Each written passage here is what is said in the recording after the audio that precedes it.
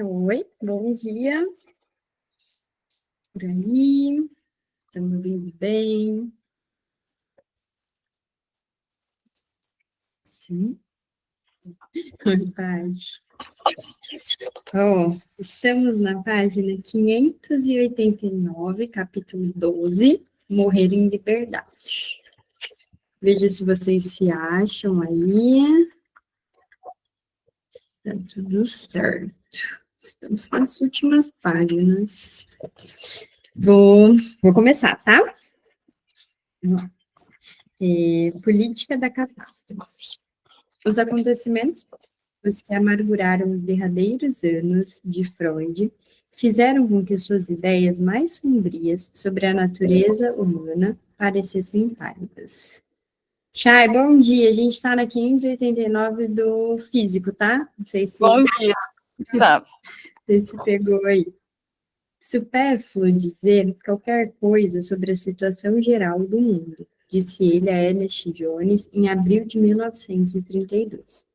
Talvez estejamos apenas repetindo o gesto ridículo de salvar uma gaiola de passarinho, enquanto a casa está pegando fogo. Tendo poucos analisandos, ele passou a primavera e o verão trabalhando nas novas conferências introdutórias. Apesar de todo o turbilhão político, os anos 1920, principalmente em seus meados, tinham desfrutado de estonteantes perspectivas de recuperação. Mas eram enganosas, ou de qualquer outra maneira, frágeis e fugazes. A Grande Depressão, irrompendo no outono de 1929, mudou tudo. Uma de suas consequências mais calamitosas foi a ascensão meteórica do Partido Nazista de Hitler. Nas eleições de 1928, para o Reichstag, ele tivera que se contentar com 12 cadeiras. Nas eleições de setembro de 1930, ele disparou para um sinistro total de 107 cadeiras, inferior apenas aos social-democratas. O que tinha acontecido era bastante claro.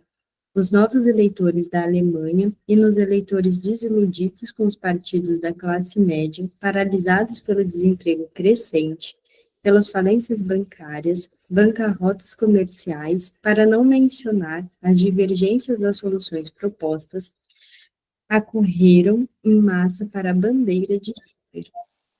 A República de Weimar resistiu até janeiro de 1933, mas desde as eleições de 1930 estava sendo governada por Henrique Brüning, católico conservador, por decreto de emergência.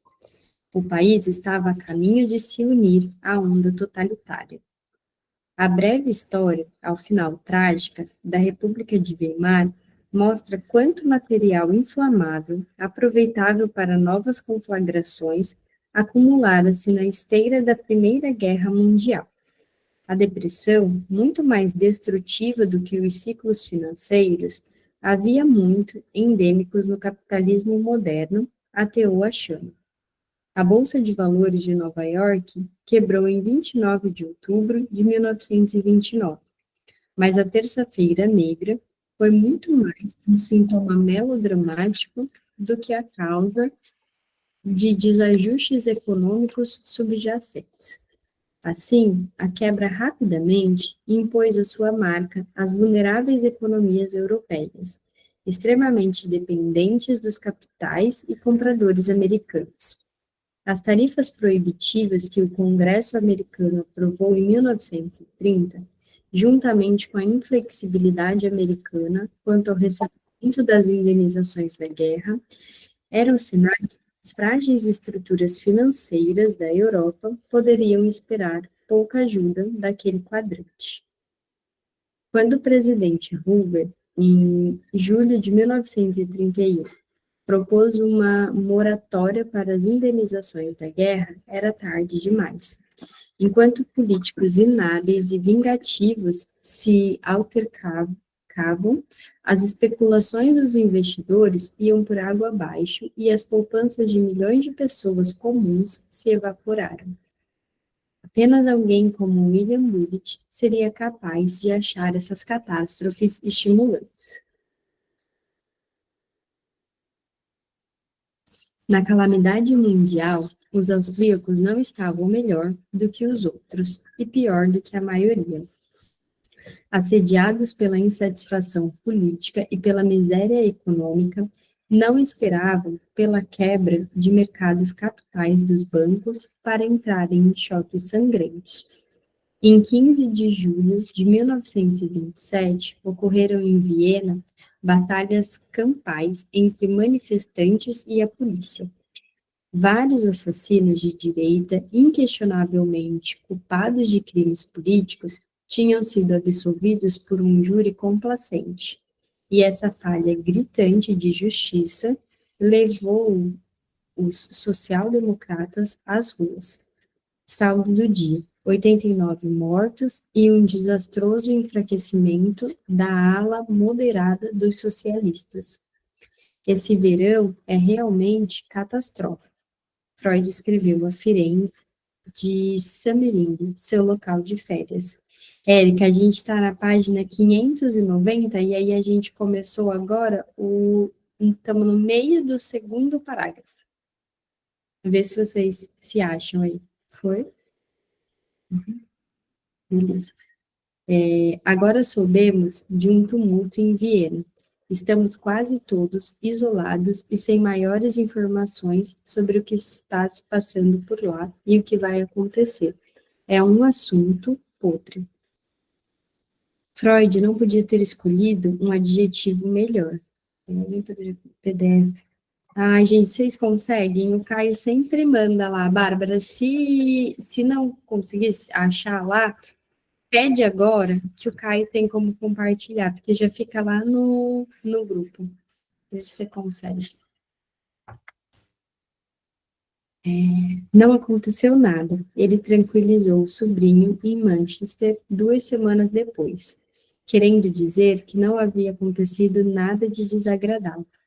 Beleza. A ele ou à família.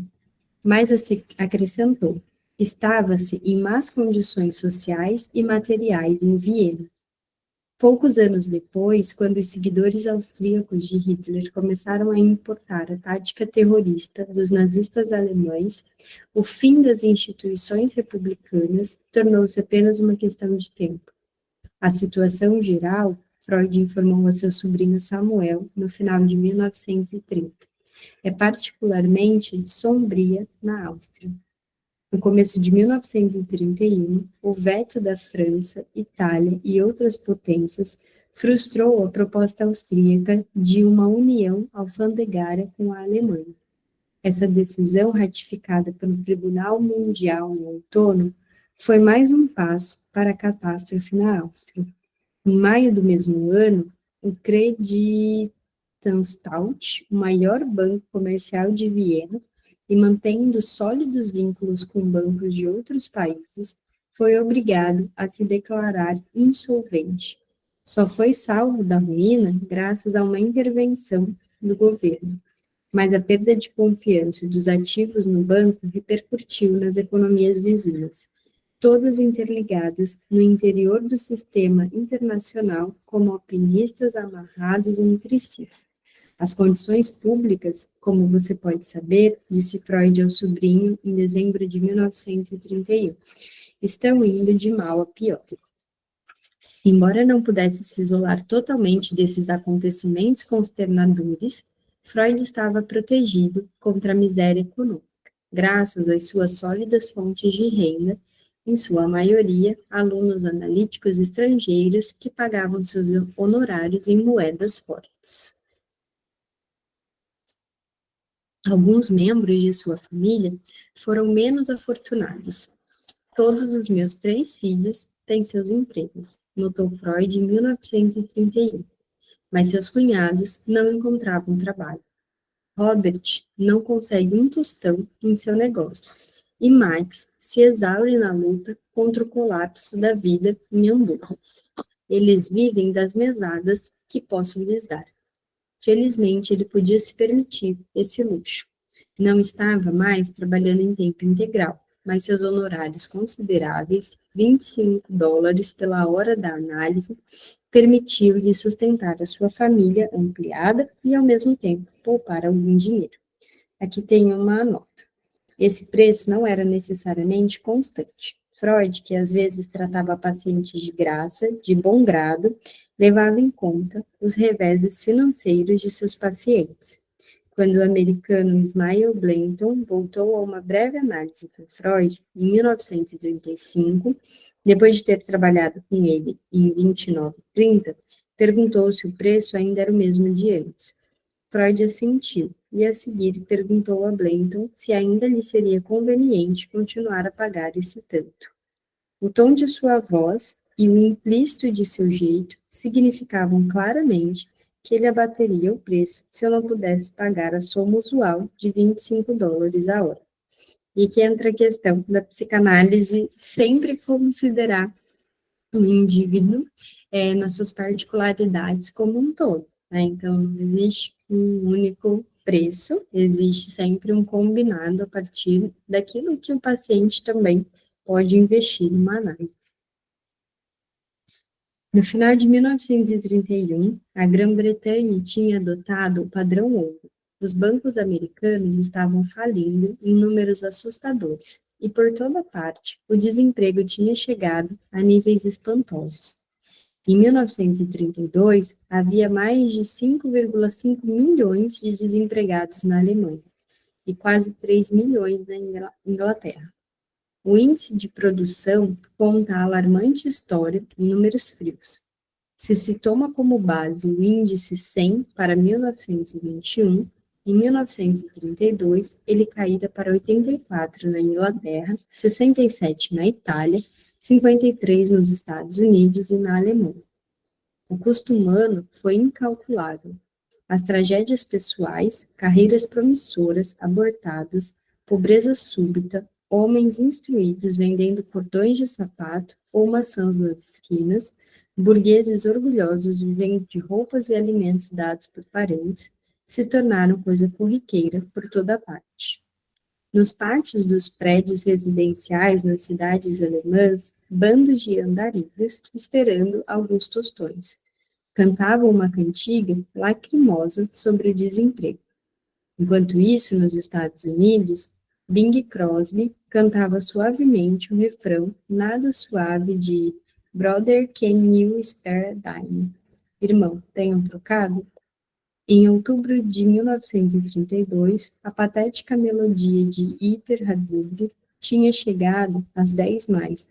Evidentemente, ela espelhava uma preocupação generalizada. As consequências políticas eram inteiramente previsíveis. A miséria econômica gerou a busca desesperada de panaceias. Foi uma boa época para os anunciantes de remédios infalíveis. À medida que floresciam os oradores sedutores, as vozes sensatas perderam a audiência. Ora, né? Parece que está dizendo de agora.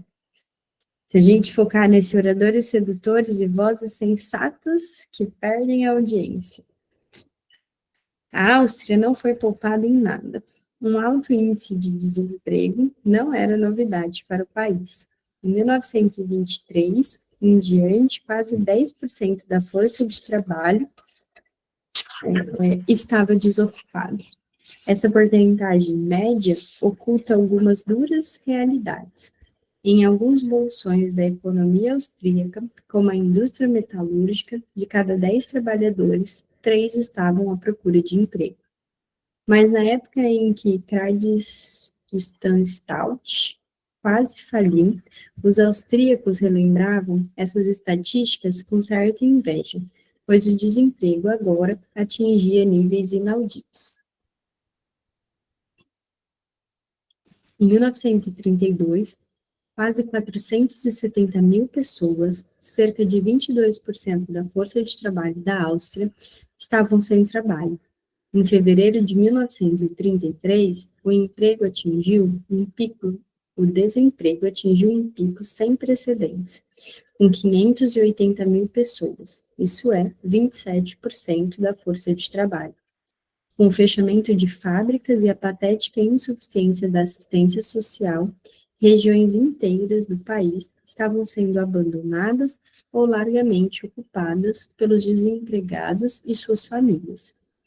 Muitos sucumbiram à resignação depois de uma busca frenética e inútil de emprego, e passaram a ficar pelos parques, gastando recursos essenciais em bebidas, mas um bom número de jovens que tinham passado da escola para a fila de distribuição gratuita de pão, interessou-se pelos remédios charlatanescos que os nazistas austríacos e congêneres tentavam vender. Quer o senhor, aos 60 anos, ainda não tenha matado o dragão da irracionalidade. É, Eric, eu li aqui que era. Eu só não sei como é que fala isso aí, viu? Não sei como é que pronuncia. Deixa eu abrir aqui.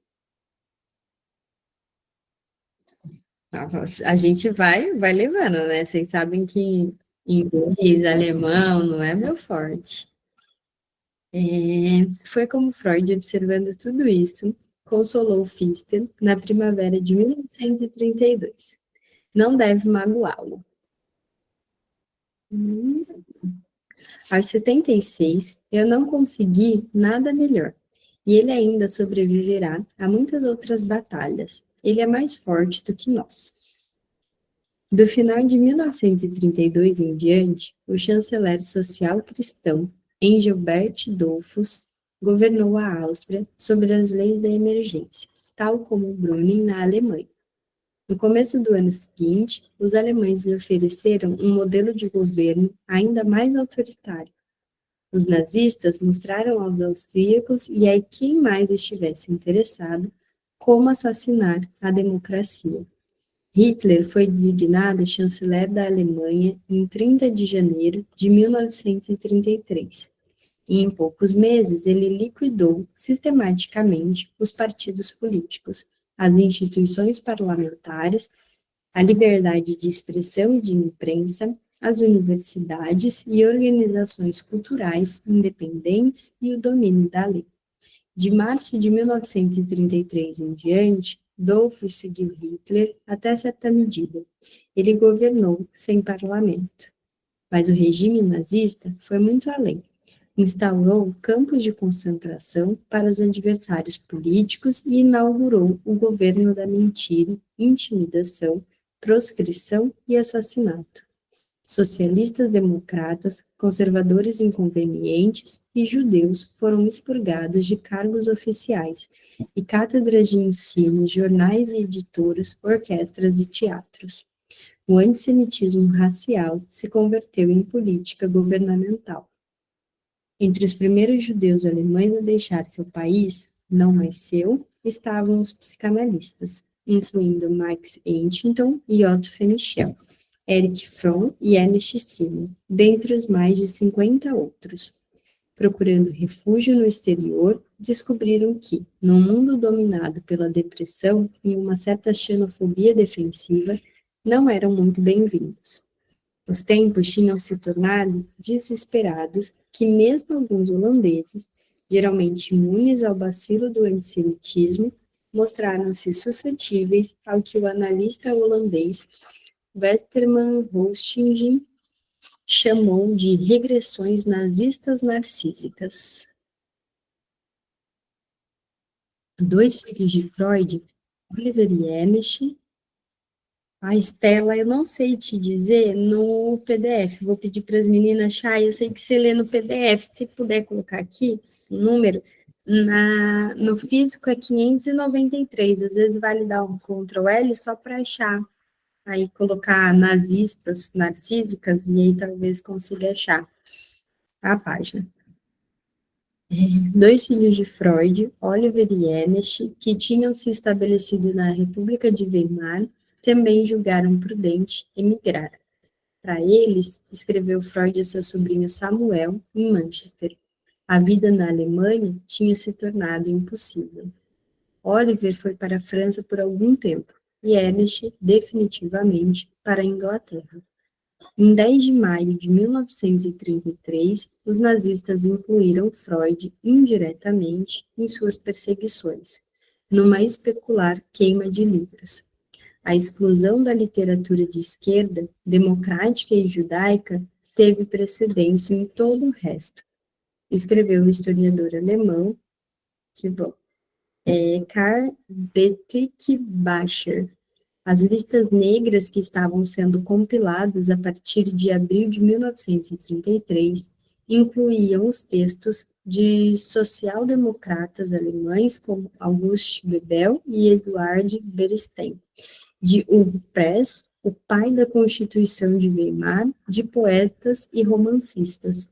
Da lista constavam Thomas e Henrique Mann, e cientistas como Albert Einstein. O catálogo recuava a ponto de incluir desde as obras de Heine e Marx até as de Kafka. As queimas de livros realizadas em 10 de maio de 1933 nas praças públicas das cidades e centros universitários simbolizavam o auto de fé de um século da cultura alemã. Acompanhado por desfiles de estudantes à luz de archotes e discursos apaixonados de professores, mas encenado pelo Ministério da Propaganda, esse ato de barbárie inaugurou uma época em que Henrique Heine havia resumido com as palavras proféticas de que, onde se queimam livros, ao final também se queimam pessoas. Real, né? As publicações psicanalíticas, com os livros de Freud à frente, não estiveram ausentes do grande incêndio da cultura. Eram tempos loucos, Freud exclamou para Lou Andréa Salomé 4 dias depois desse evento teatral. Seus amigos concordavam, tão enfáticos quanto ele. Na semana passada, Pfister escreveu a Freud no final do mesmo mês. Estive rapidamente na Alemanha e senti nojo de que não vou me livrar por muito tempo. O militarismo proletário cheira ainda a mais podre do que o espírito aristocrático Juncker da era guilhermina. Covarde frente aos outros, ele despejava sua raiva infantil contra judeus indefesos e até saqueia bibliotecas. Freud ainda conseguia se manter sardônico e engraçado. Que progressos estamos fazendo? Disse a Ernest Jones. Na Idade Média, teriam queimado a mim. Hoje em dia, eles se contentam em queimar os meus livros. Deve ter sido a frase de espírito menos premonitória que ele jamais disse. A vida em Viena prosseguia cada vez mais precária, à medida que os poderosos vizinhos da Áustria, a Itália fascista e a Alemanha nazista, cingiam-na num abraço cada vez mais apertado e ameaçador. Contudo, as cartas de Freud durante o primeiro ano do regime de Hitler, embora sombrias e enfurecidas, tinham um certo fermento otimista.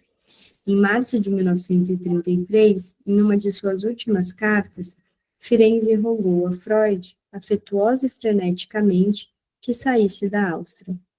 Freud não queria ouvir falar nisso. Respondeu que estava velho demais, doente demais, dependente demais de seus médicos e de suas comodidades. Tampouco era certo, tranquilizou a si e a Firenze, que o regime de Hitler também vai dominar a Áustria. É realmente possível, mas todo mundo acredita que as coisas aqui não vão atingir o grau de brutalidade que tem na Alemanha. Ele reconheceu que estava deixando que seu julgamento fosse parcialmente influenciado por emoções e racionalizações. Mas não há, suponho, nenhum perigo pessoal, e concluiu com firmeza.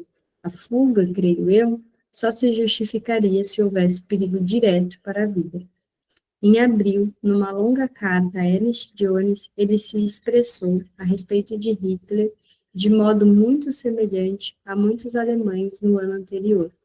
O nazismo austríaco, sugeriu ele, seria seguramente refreado pelos outros partidos da direita.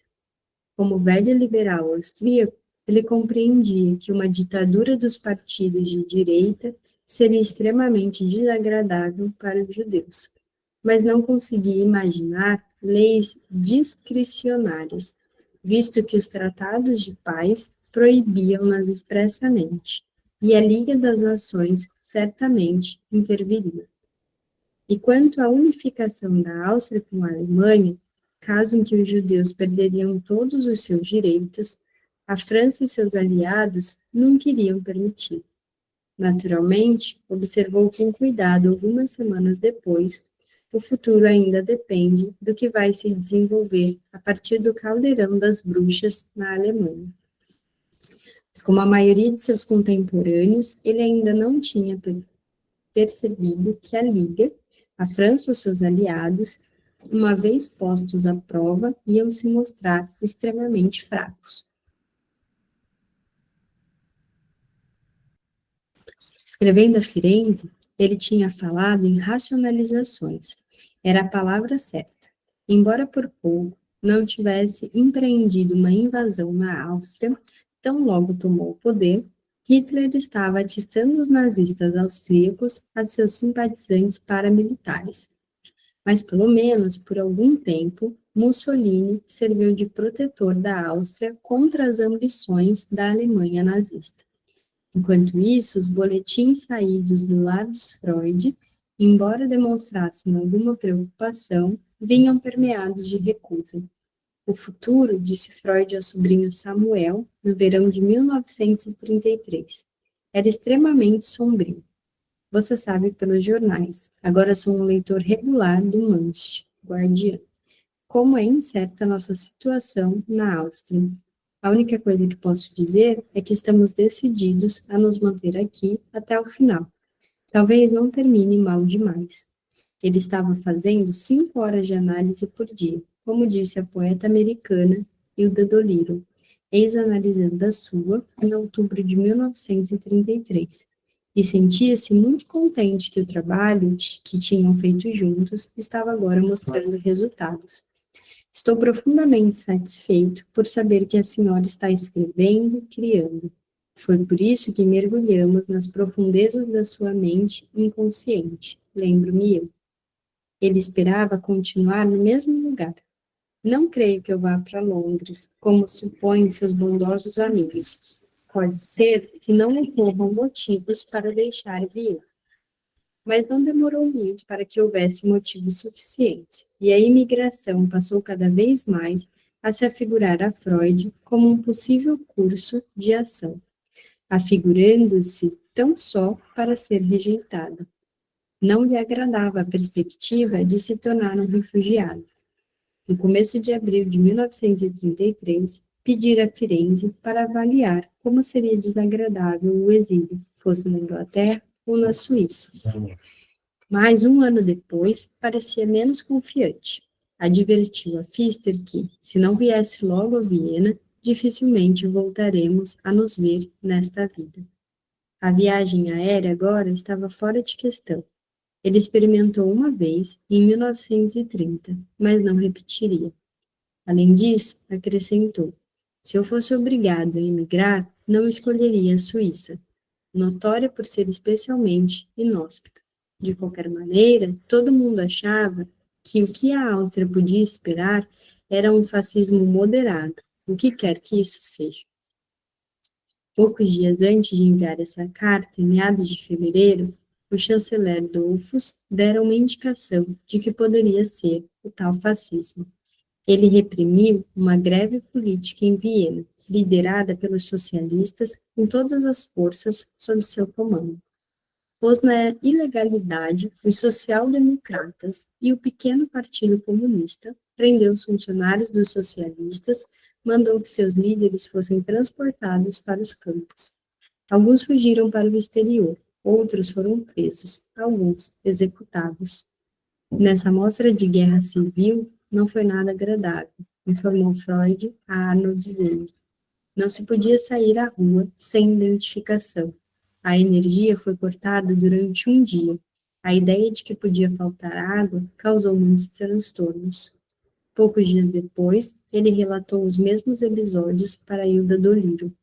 Ocorrera uma semana de guerra civil, não muito sofrimento pessoal, apenas um dia sem luz elétrica, mas a estímulo, disposição, era péssima e a sensação como que de um terremoto. Vocês já leram ou já assistiram o filme A Menina que Roubava Livros? Para quem se interessa pelo tema, assim, do que aconteceu na Alemanha nessa época, tudo é um filme bem especial, assim. O livro é 1000 vezes melhor. Gostei muito mais, assim, traz de forma mais profunda, conta a história especialmente de uma menina, né, mas é dela e de um menino também. E aí conta como é que foi viver na Alemanha nesse período, assim, o que que eles passaram, né, mostra o sofrimento, a angústia, é bem interessante, muito bonito. É um livro antigo, né, não sei se vocês leram, assim, porque foi um livro, a Chay leu, é um livro que fez bastante sucesso, com certeza é um dos meus preferidos, assim, da vida. O filme eu achei que eles cortaram algumas partes bem interessantes, bem fortes também, mas vale a pena assistir. É bem isso, né, Chay? Eu ficava, tipo, ai, agora que vai vir aquilo, e aí não vinha, mas geralmente um filme é sempre menos interessante do que o livro, né, na minha opinião, eu acho assim. E tem um filme também que não é do Freud em si, mas eles usam Freud como personagem que fala sobre isso. Que ele tem algumas conversas com um menino que vende charuto. Eu não lembro como que é o nome desse filme. Alguém sabe qual é? Não? Vou perguntar para o Caio. Ele com certeza lembra o nome, depois eu mando lá no grupo. Mas aí conta também uma parte do que foi ele se escondendo. Exato, Ale, eu ia falar. A última sessão de Freud, que é uma peça de teatro, também retrata, mas tem a peça, né? O nome do filme é esse? É? Nossa, ah, então fica aqui. E aí tem a peça também, que eu tô louca para assistir, que venha aqui, ou para Santos ou para São Paulo, do Homem dos Lobos. Vocês viram que tem agora também? Ah, tô muito animada, quero muito assistir. A peça que tem do teatro é um debate, né, do Freud aí, que fala sobre a existência ou não existência de Deus, mas coloca muita coisa sobre a guerra. E aí um dos questionamentos na peça que ele faz é como que Deus existe e ainda permite que todo esse horror aconteça. Mas, ai, a Erika colocou aqui, o filme é A Tabacaria. Eu acho que é algo assim nesse sentido. Se não for esse o nome, é por aí, porque tem mesmo a questão da tabacaria, e aí dele fumar bastante charuto, né? E aí tem uma cena que ele entra num bar assim e as pessoas, né, olham para ele, tipo, querendo matar, e o garçom fala: olha, melhor você ficar num cantinho reservado, nunca se sabe o que, que pode acontecer. E a gente vê o quanto que, claro que tudo isso é ilustração, né, gente? Tudo isso é baseado ali que aconteceu, não um retrato fiel. Mas é interessante para a gente pensar como que foi sofrido, não só para ele, né? Foi muito sofrido esse período, acho que para todas as pessoas. Assistam tudo isso, leiam tudo isso, que vale a pena. Ele lamentava as vítimas, mas um tanto friamente. Sem dúvida, disse a HD, os rebeldes pertenciam à melhor parte da população, mas seu êxito teria sido muito breve e provocaria uma invasão militar no país. Além disso, eram bolcheviques e eu não espero nenhuma salvação do comunismo. Assim, não podíamos dar nossa simpatia a nenhum dos lados que combatiam. Ele escreveu cáustico ao filho Elis. Naturalmente, os vencedores agora são os heróis e os salvadores da ordem sagrada, e os outros rebeldes e imprudentes. Mas não quis condenar o regime de Dolfos com severidade extrema. Com a ditadura do proletariado, que era o objetivo dos ditos líderes, também não se pode viver. Os vencedores, evidentemente, agora iriam cometer todos os erros a seu alcance, e o futuro continuava incerto. Ou um fascismo austríaco ou a suástica. Neste último caso, teremos de partir. Mas os acontecimentos sangrentos de fevereiro trouxeram Romeu e Julieta à mente de Freud, e ele citou a Arnold Zeiger, agora estabelecido com dificuldades na Palestina, o Mercúrio de Shakespeare, uma praga uma praga em ambos nossos lares. A neutralidade de Freud tinha uma perspicácia e uma parte de ignorância. Uma vitória da esquerda na amostra de guerra civil da Áustria poderia realmente provocar uma invasão das tropas alemãs pelas fronteiras austríacas. É bem verdade ainda que os comunistas tinham participado do Levante de Fevereiro e que os social-democratas nunca haviam renunciado formalmente a seu programa revolucionário. Mas a parcela dos bolcheviques nos acontecimentos de fevereiro de 1934 foi, ao mesmo tempo, honrosa e reduzida, e as atitudes dos social-democratas pouca semelhança tinham com a sua retórica radical. Freud teria feito maior justiça aos distúrbios de fevereiro se tivesse restringido suas críticas aos eliminadores, poupando os eliminados. Deixa eu ver aqui que vocês mandaram no chat. A Ale achou o filme, é isso? Mandou aqui, né, o link.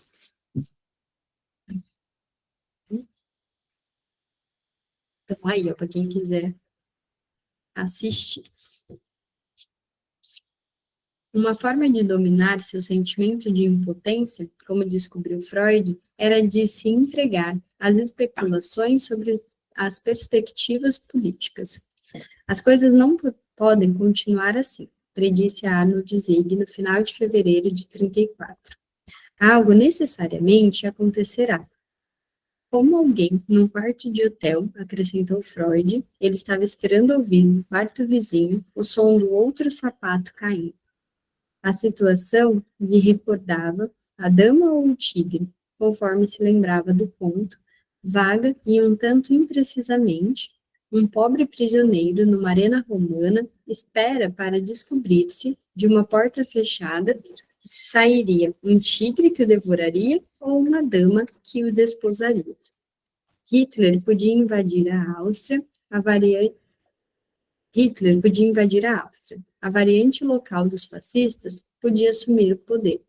O príncipe herdeiro do Habsburgo, Otto, que não renunciaria suas pretensões ao trono, podia restaurar o antigo regime.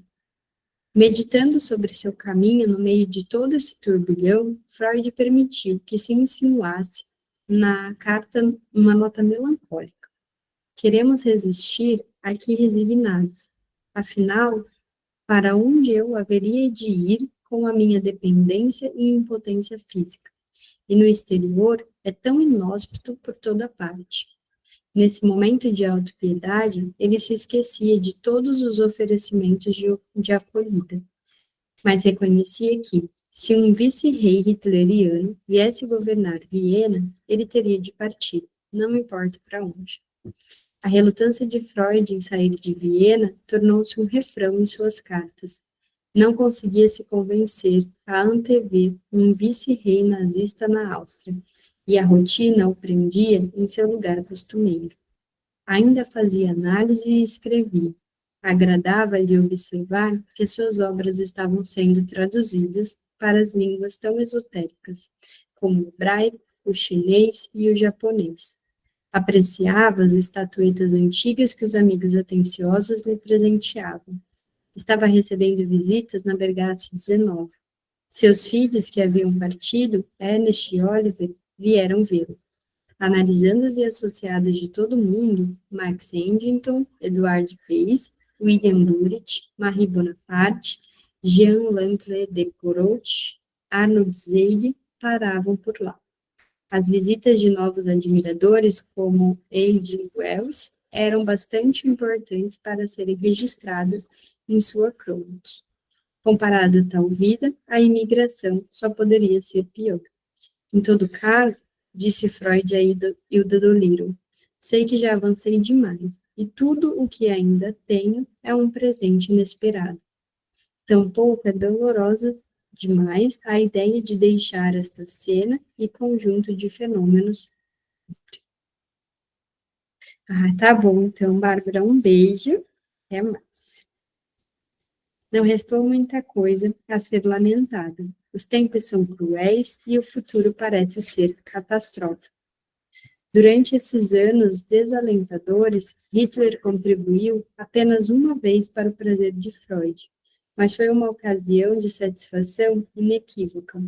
Em 30 de junho de 1934, Hitler ordenou que uma série de velhos camaradas, que declarou temer como rivais e conspiradores, fossem arrancados da cama e sumariamente executados. A vítima mais proeminente foi Ernst Röhm, líder da milícia nazista dos Camisas Pardas, ASA. E Röhm não esteve sozinho em sua morte súbita, sendo acompanhado por cerca de 200 companheiros. É muito absurdo, né? É claro que a gente já ouviu em várias vezes da nossa vida sobre isso, mas ler sobre isso também e ver o que ele era capaz de fazer é surreal. Quase inacreditável. Preciosamente, a imprensa nazista controlada alardeou o expurgo sangrento como uma purificação necessária que livrou o movimento de homossexuais e conspiradores loucos pelo poder. Para Hitler, o resultado foi seu predomínio inconteste sobre o Terceiro Reich. Mas Freud, empolgado, enxergou apenas a realidade imediata: nazistas matando nazistas. Os acontecimentos na Alemanha, escreveu Arnold Zeyer, relembram-me em contraste uma experiência no verão de 1920. Foi o primeiro congresso em Haia, fora da nossa prisão. Para muitos analistas austríacos, alemães e húngaros, aquela fora a primeira viagem ao exterior desde a guerra. Ainda hoje faz-me bem lembrar como os nossos colegas holandeses foram bondosos com os famintos e abatidos centro-europeus. No final do congresso, ofereceram-nos um jantar da autêntica suntuosidade holandesa, pela qual não nos permitiram pagar nada, mas tínhamos esquecido como comer. Quando horrores de ovres foram distribuídos, pareceram sobejos a todos nós. E aí, já tínhamos acabado. Não conseguiríamos comer mais nada. E agora, o contraste. Depois da notícia de 30 de junho, tive apenas um único sentimento. O quê? Depois de Horst Webber, tenho de me levantar da mesa. E não tem mais nada. Ainda estou com fome. Infelizmente, não houve mais nada para saciar a fome de vingança de Freud. Em julho de 1934, o chanceler Dollfuss foi assassinado por nazistas austríacos, num golpe abortado apenas porque Mussolini ainda não estava pronto para ceder a Áustria aos alemães. Hitler, inclinado à invasão, mas querendo esperar, recuou. A República Austríaca sobreviveria sobre decretos de emergência, como sob Dollfuss, por mais 4 anos. A raiva contida, escrevera Freud a Lou Andréa Salomé na primavera de 34, consome a pessoa, ou o que quer que tenha restado do seu ego anterior, e não se faz um ego novo aos 78 anos. Deixa eu ver, não sei se dá para ler mais esse daqui, será que dá? Ó, acho que eu vou fazer assim, vou finalizar aqui, e aí a gente volta na semana que vem a partir do desafio como identidade, para ter sentido. Eu gosto de começar num tópico novo, tá bom?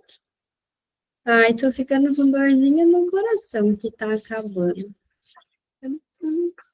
Triste de me despedir dessa biografia. Depois eu vou até olhar no Instagram quanto tempo a gente já está lendo esse livrinho pequenininho. Encontros, eu sei que tem lá um número, né? No YouTube, eu nem sei quantos encontros foram até agora, mas certamente muitos, né? E a gente já tá nele, eu acho que já deve ter um ano, hein? Um tempão. Então, obrigada pela companhia. Semana que vem estaremos aqui lendo de novo. E eu sei que eu ainda não defini o próximo livro, mas vou ver se eu faço isso agora no carnaval, que eu vou estar mais de boa. E aí a gente define, tá bom? Um beijo, obrigada pela presença, até mais.